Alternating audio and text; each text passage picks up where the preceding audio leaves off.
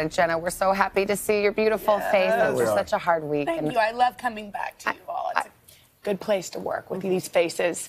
Thousands of residents were forced to leave everything behind, even their beloved pets. That's what happened to Andrea Gaylord, who escaped without her 2 dogs. But weeks later, when she thought all hope was lost, a miracle. For residents of Paradise, California, the fast-moving flames were terrifying. As Andrea Gaylord raced to escape, she desperately called out for her dogs, brothers Madison and Miguel. The shepherd mixes who mostly lived outside were nowhere to be found.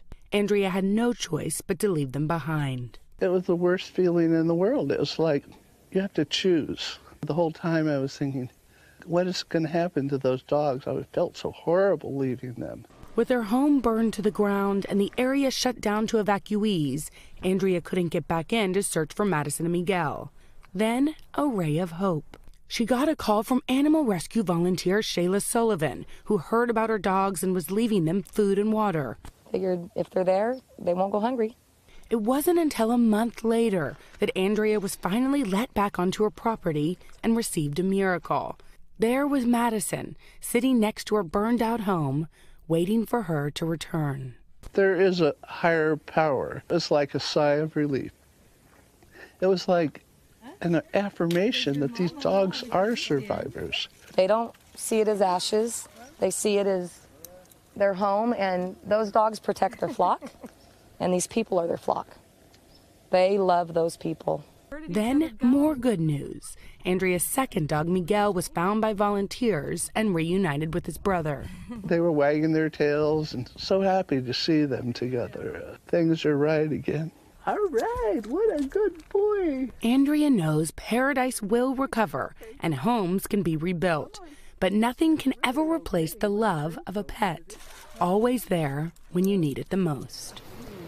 Animal shelters say they still have more than 1,000 pets displaced by the fires, and they're doing all they can to reunite them with their families as soon as possible. Wow. What a beautiful love that story. Really do. And how are you doing?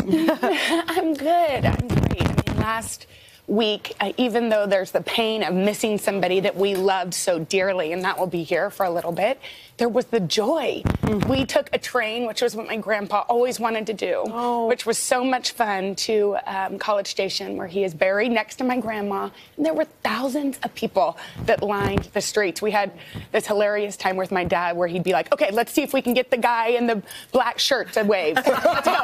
Let's go. And we played this game, and it was just, it filled us up with such hope. And I think, you know, not everybody gets to have they lose their grandparents, they lose people they love, and they're not celebrated.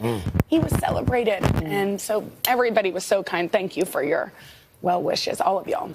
It's funny that he wondered if anyone was going to show up at his funeral, and everyone They were there. Everyone. John Meacham was with us for a couple of days, and he said that he read him the eulogy, and that my grandpa was like, Meacham, he said his eyes were kind of closed, and when he was done, he looked up and he goes, that's a lot about me.